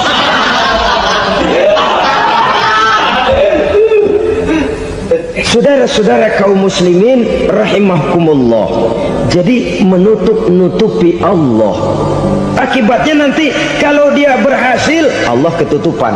Kalau dia gagal, orang lain dicaci maki, dicari kambing hitam. Nah, kambing hitam kan mahal, karena orang sering cari-cari kambing hitam. Jarang orang mau jujur kalau bertemu kesulitan lalu mencari sebab pada dirinya sendiri. Yang paling enak ya nyalain orang. Lo begitu. Orang lain yang paling enak kita salahin. Au ya'malu fi mukhalafatil mun'im, atau dia melakukan sesuatu yang tidak sesuai dengan kehendak yang memberikannya nikmat. Diberikan kita tangan, mulut sih nggak berhenti, terima kasih Tuhan, alhamdulillah saya dikasih tangan. Cuma nih tangan enteng mat nabokin orang loh. Itu sudah mukhalafatul mun'im. bertentangan dengan kehendak yang memberikan nikmat. Diberikan harta, mulutnya mah basah, terima kasih Tuhan, alhamdulillah dikasih harta, tapi pelitnya minta ampun, kikir koret medit. Ini juga termasuk kufur nikmat, mempergunakan suatu nikmat bertentangan dengan kehendak daripada yang memberikan nikmat itu sendiri. Saudara-saudara kaum muslimin rahimakumullah, oleh karenanya kufur iman memang lebih bahaya daripada kufur nikmat. Tapi jangan lupa, kufur nikmat bisa menyeret orang kepada kufur iman. Nah, kalau Allah udah dialingin, Tuhan sudah dinomor duain, lama-lama kenapa dia tidak mendewakan dirinya sendiri, mendewakan pangkatnya, mendewa-dewakan otaknya, mendewa-dewakan kemampuannya? Pada awalnya dia memang cuma kufur nikmat, tapi lambat laun kalau ini tidak diobati, secara pasti orang akan mengarah kepada kufur iman. Bisa berbentuk syirik, bisa berbentuk nifak, bisa berbentuk riddah. Saudara-saudara, oleh karena itu menjaga akhlak kepada Allah mutlak penting. Sebab apa? Kita tidak berakhlak kepada manusia saja, kita dikucilkan dari pergaulan. Kalau kita tidak berakhlak kepada Allah, dikucilkan oleh Allah. Hadis qudsi menyatakan, man lam yashkur ala na'mai wa lam yasbir ala balai falyakhruj min tahtis samai falyatlub rabban siwaya. Kata Allah, siapa orang yang tidak mau bersyukur terhadap nikmat yang aku berikan kepadanya dan tidak mau sabar terhadap ujian yang aku berikan kepadanya, falyakhruj min tahtis samai, persilahkan saja keluar dari kolong langitku, waliyatlub rabban siwaya, tolong cari Tuhan lain selain daripada aku. Murka Allah, diusir, cuman gak kedengeran aja. Siapa yang tidak mau syukur terhadap nikmatku, siapa yang tidak mau sabar terhadap ujian yang aku berikan kepadanya, persilahkan keluar dari kolong langitku ini, cari Tuhan lain selain aku. Nah, langit Tuhan yang punya, Tuhan kita lawan, diusir dari kolong langit, mau pindah ke kolong mana?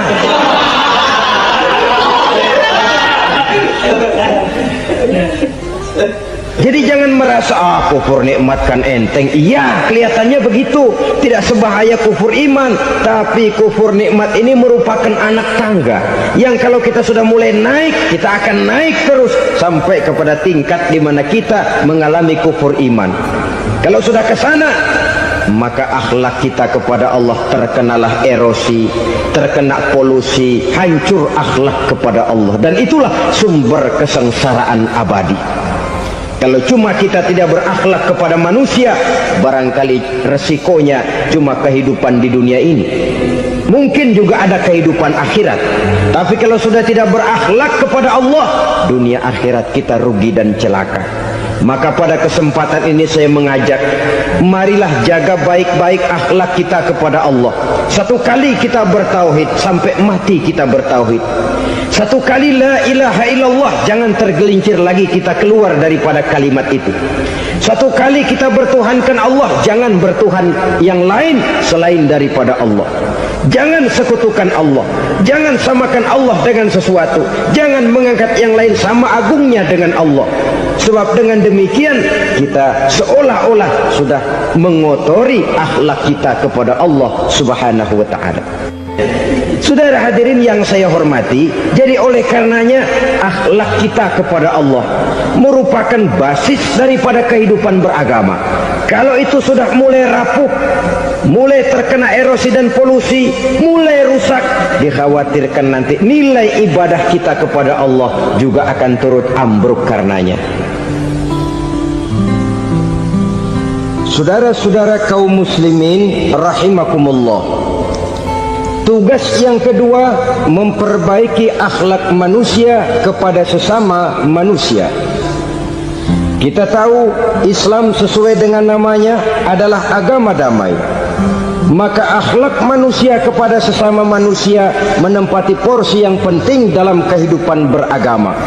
Bagaimana seorang muslim bergaul, bertata krama terhadap sesama manusia.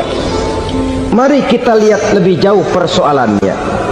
Untuk memudahkan pembicaraan, dari kacamata agama kita kelompokkan saja manusia itu dalam dua. Pertama yang seiman, dan yang kedua yang tidak seiman. Yang tidak seiman itu kita sebut saja kufur atau kafir. Nah, kepada yang kafir pun kita diajarkan untuk berakhlak, apalagi kepada yang memang nyata-nyata seiman, sekeyakinan, seakidah. Kemanapun Islam datang, ke negara manapun ia masuk, ia tidak menaburkan kerusakan.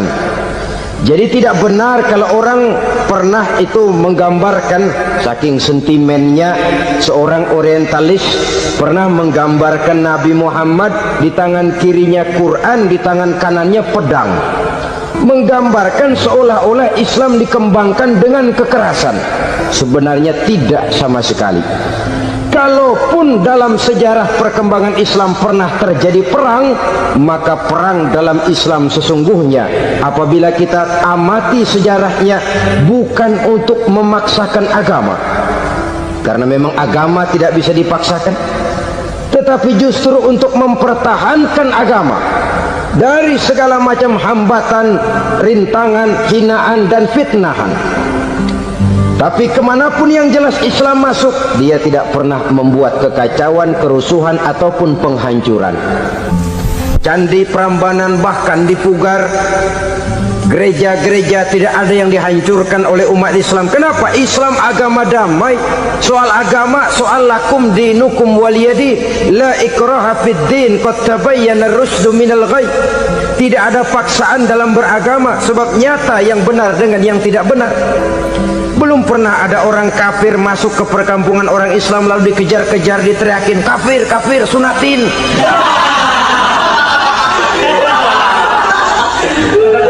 Belum pernah. Kenapa? Islam menghormati orang lain agama. Nah, yang kafir ini macam-macam, saudara.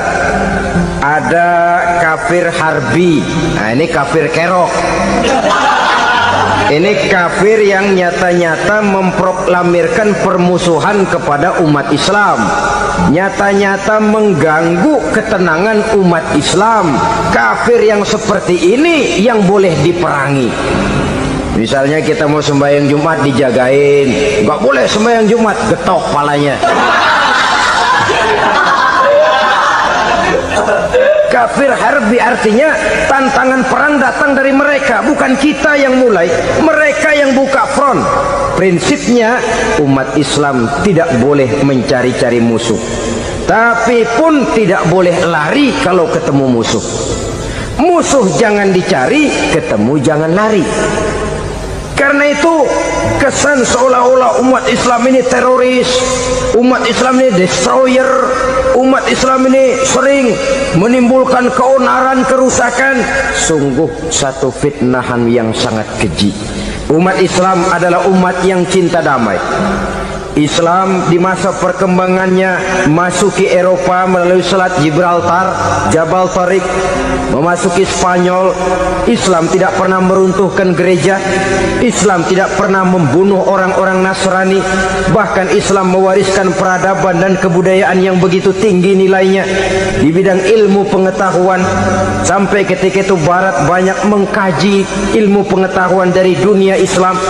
Buku-buku berbahasa Arab diterjemahkan ke bahasa Yunani, dipelajari oleh para cendekiawan di negeri barat sana. Mereka mengambil manfaat yang banyak dari masuknya Islam ke Eropa. Sementara gereja tetap berdiri dengan megahnya. Kuil-kuil tempat peribadatan tidak satupun yang diusik-usik. Kenapa? Islam agama yang cinta damai. Asal dia tidak diganggu, asal kehormatannya tidak dihinakan. Jadi kafir harbi, kafir yang nyata-nyata nantang perang, ngajak berkelahi. Itu kafir yang nyari penyakit. Kafir harbi ini boleh diperangi dengan catatan mereka yang memang mulai. Yang kedua kafir zimmi. Kafir zimmi, kafir yang hidup di tengah mayoritas muslim, tapi mereka mau hidup dengan aman, damai, tenang. Mereka wajib dilindungi. Bahkan Nabi pernah memberikan satu jaminan, man aza zimmiyan faqad azani. Siapa yang mengganggu orang kafir zimmi sama saja dengan mengganggu saya.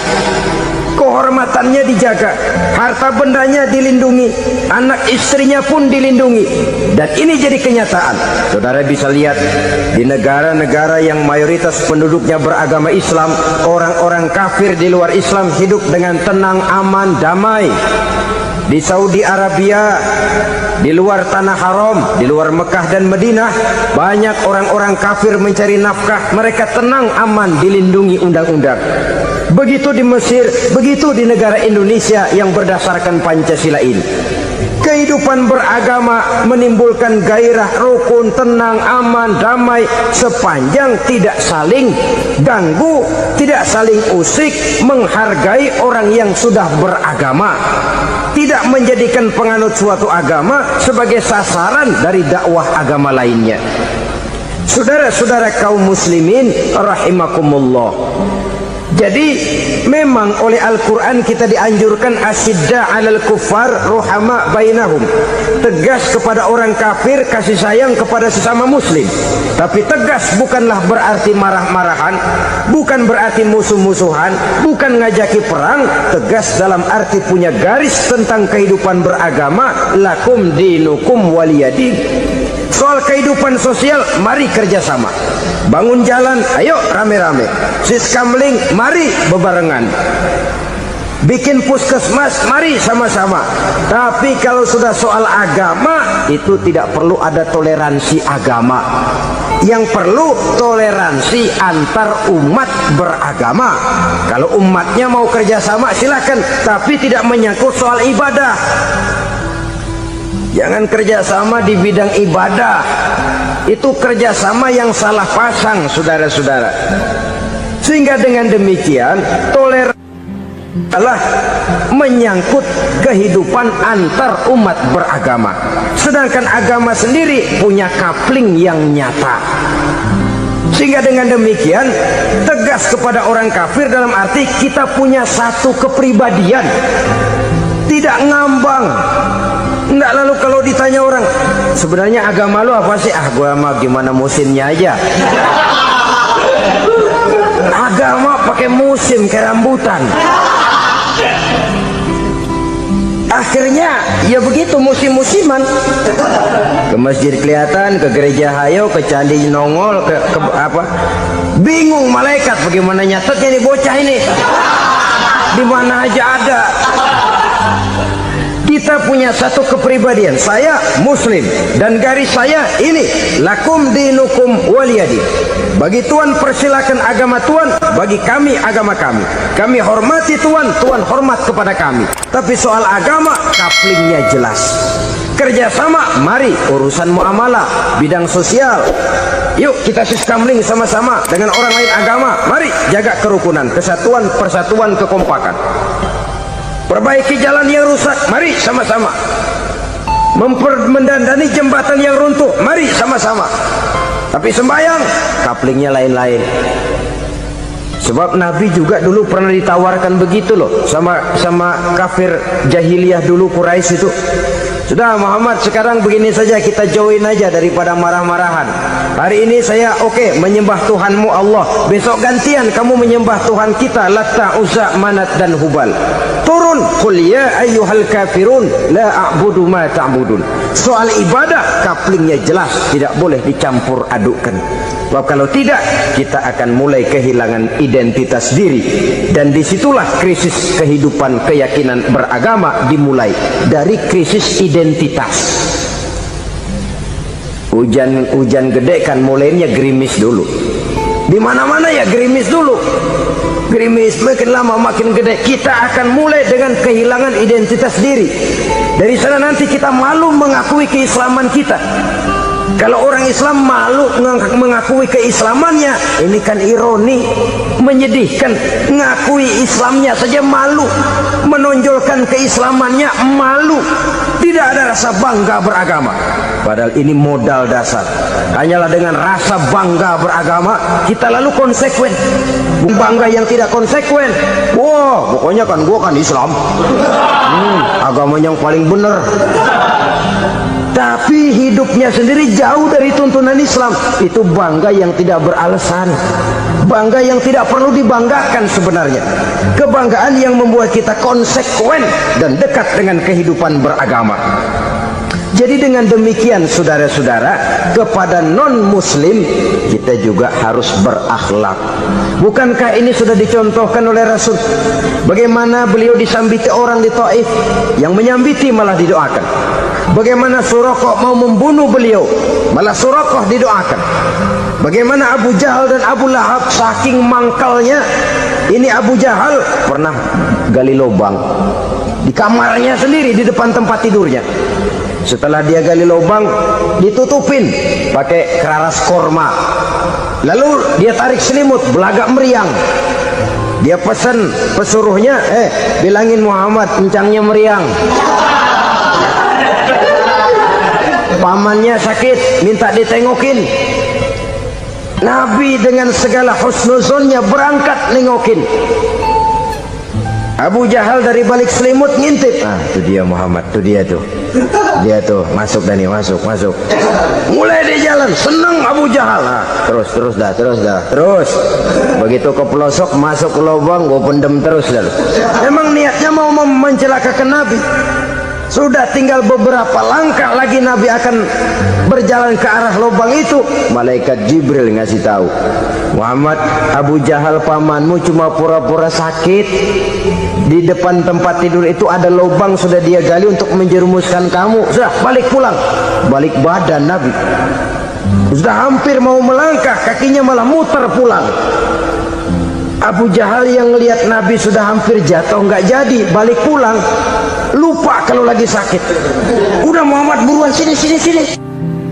Ke pintu dia kejar, dia lupa sama lubang yang dia gali.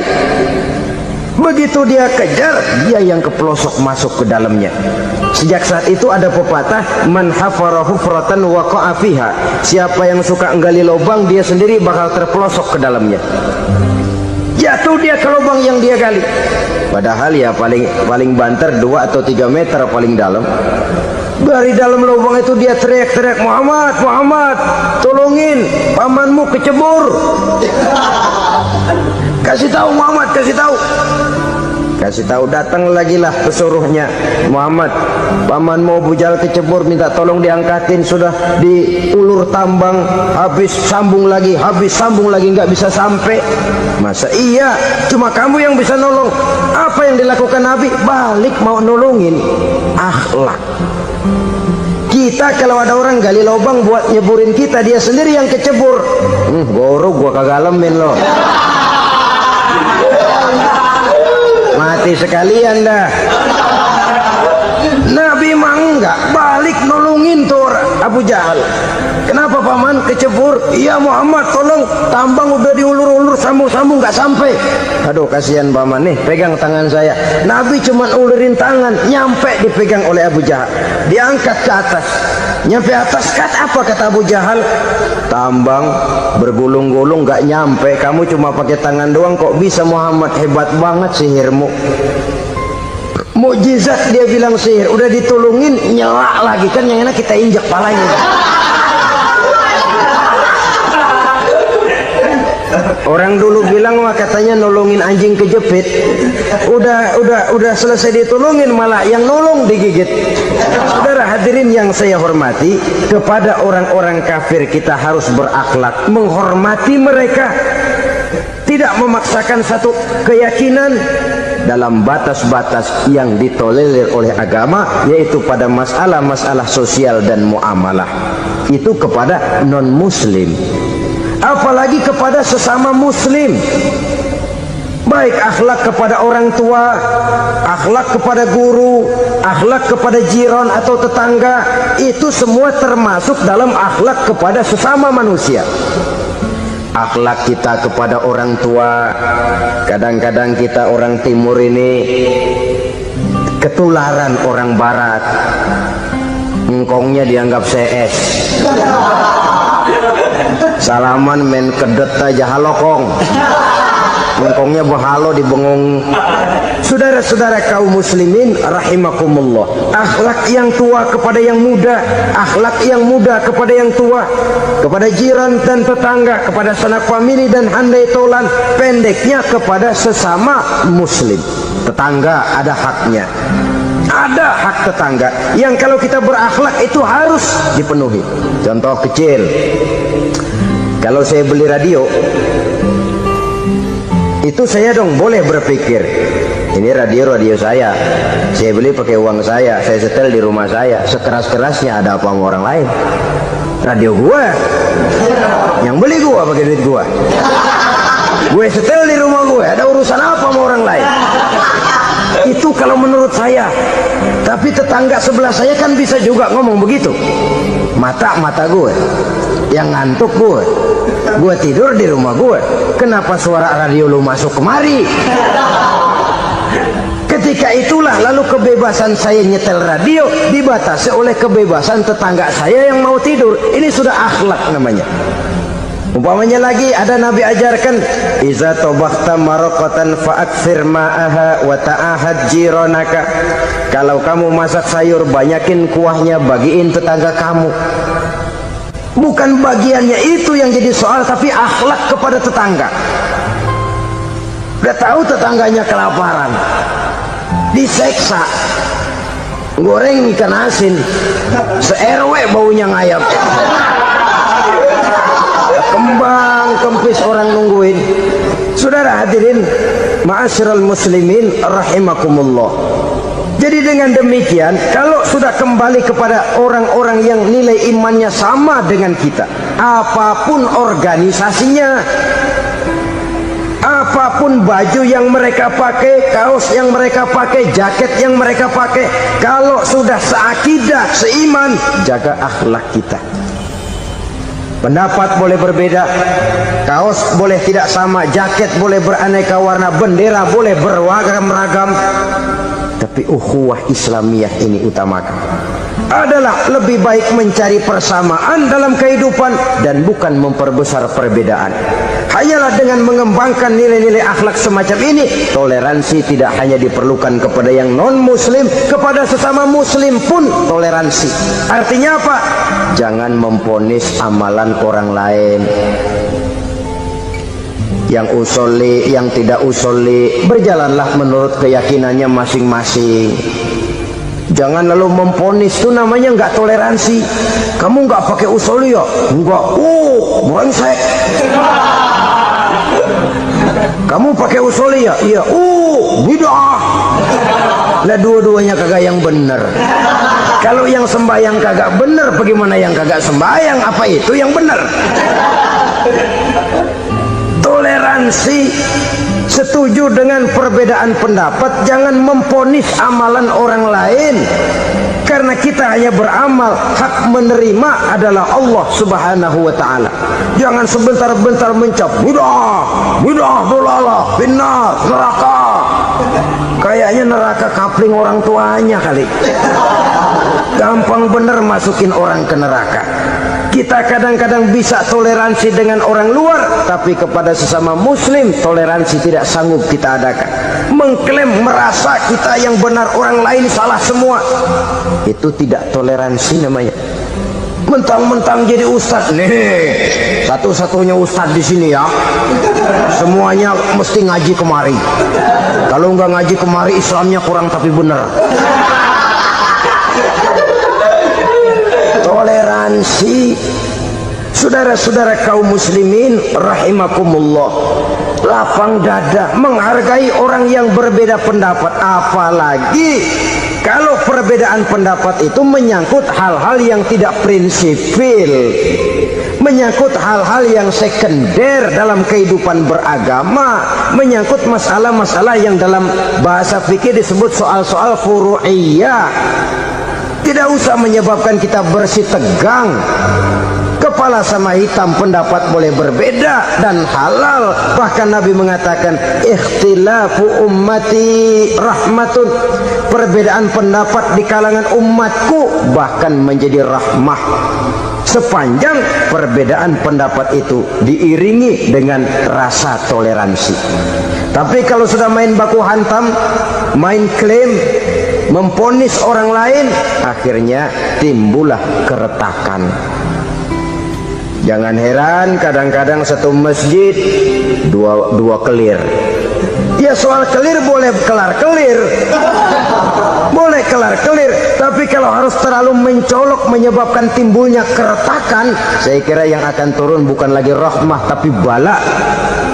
Bala akan menimpa kita, jatuh kita menjadi umat yang lemah.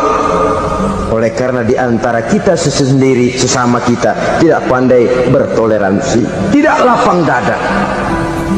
Ada anak muda kelihatannya mau majuan dikit, yang tua curiga. Ya, kalau dia maju pasaran gua bangkrut dong nih. Lalu ditekan tuh anak ditekan melejit. Kadang-kadang yang tua maksudnya baik, mau memelihara, yang muda salah terima. Kan tua kejemur. Dari dulu sampai sekarang gitu-gitu doang, anak kemajuannya. Padahal yang tua barangkali maksudnya juga baik, mau memelihara.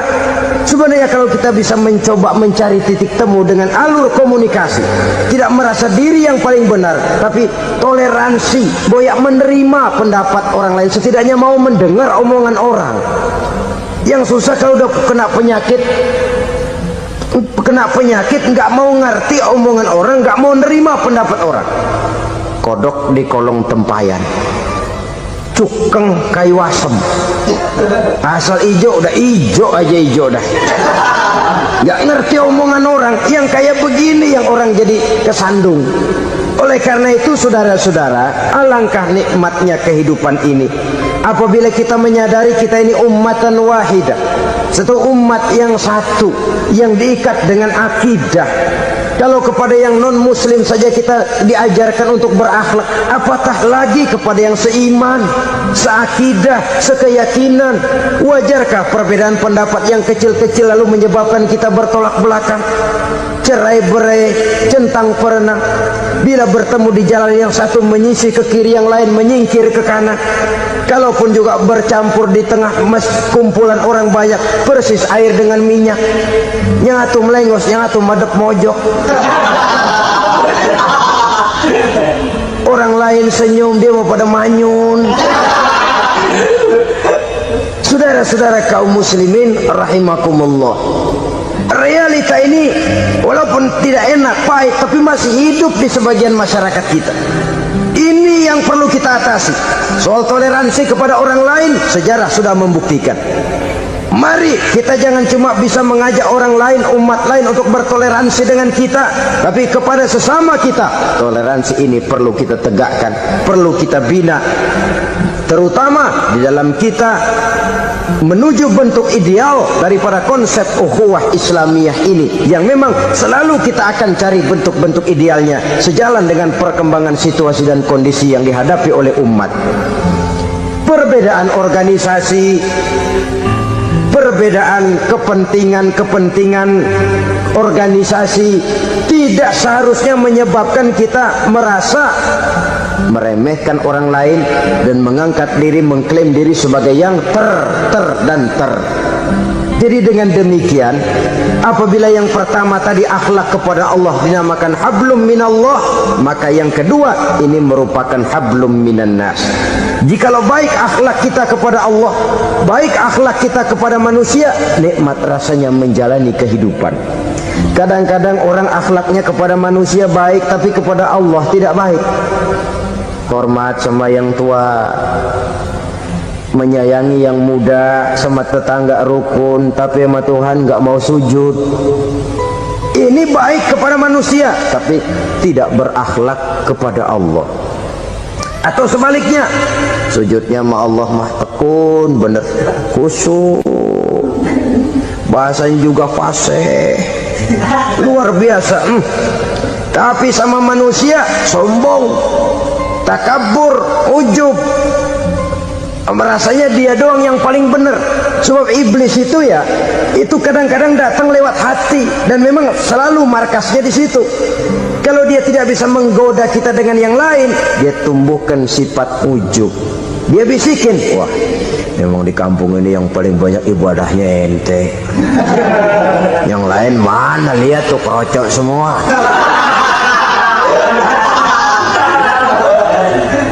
Lalu di hati orang itu tertanam sifat iya ya. Nah, tatkala iya ya, dia sudah terkena serangan iblis. Akhirnya apa? Orang lain diremehin. Asalnya nggak mau sembahyang aja diajak salaman dan najis aja dah. Ketemu juga mukanya ditekuk 4. Akhirnya bukan ngajak malah ngenyek, ngina. Lah orang dihina makin jauh, makin tidak tersentuh. Bukan cara itu yang diajarkan oleh Rasul. Bahwa orang tidak mau sholat, tugas kita mengajak. Soal dia tidak sholat, itu dosa dia kepada Allah. Saudara-saudara kaum muslimin, ujub disuntikkan oleh iblis ke dalam hati kita. Sujudnya kepada Allah benar, tapi akhlaknya kepada sesama manusia. Merasa paling benar sendirian, merasa orang lain salah semua. Pokoknya kalau di luar lingkungannya udah kagak bener aja udah bahaya. Saudara-saudara, ini juga penyakit yang disuntikan oleh iblis. Sebab iblis itu tipu dayanya luar biasa, strateginya lihai. Makin tinggi kualitas iman, ya makin berat upaya iblis untuk menjerumuskan kita. Karenanya saya mengajak, marilah kita bertoleransi, baik kepada non-muslim, lebih-lebih lagi kepada sesama muslim yang kebetulan berbeda baju, berbeda kaos, berbeda organisasi, lain bendera yang dibawanya. Tapi toleransi mari kita canangkan. Kita terikat oleh ukhuwah Islamiyah. 2. Yang ketiga, akhlak manusia kepada makhluk Allah lainnya di luar manusia. Saudara-saudara, dengan berakhlak kepada Allah, berakhlak kepada sesama manusia, berakhlak kepada makhluk Allah di luar manusia, baik flora maupun fauna, maka mudah-mudahan akan terciptalah satu ekosistem, satu lingkungan hidup yang membuat kita nikmat menjalani kehidupan ini. Inilah saja yang kita bicarakan pada pertemuan kali ini. Marilah kita membina nilai-nilai akhlak walaupun berat tantangannya. Sungguh lebih baik rakyat rendah yang berakhlak tinggi daripada pejabat tinggi yang berakhlak rendah. Karena nilai manusia pada akhirnya ditentukan oleh akhlaknya itu. Usikum wa nafsi bitaqwallah. Wassalamualaikum warahmatullahi wabarakatuh.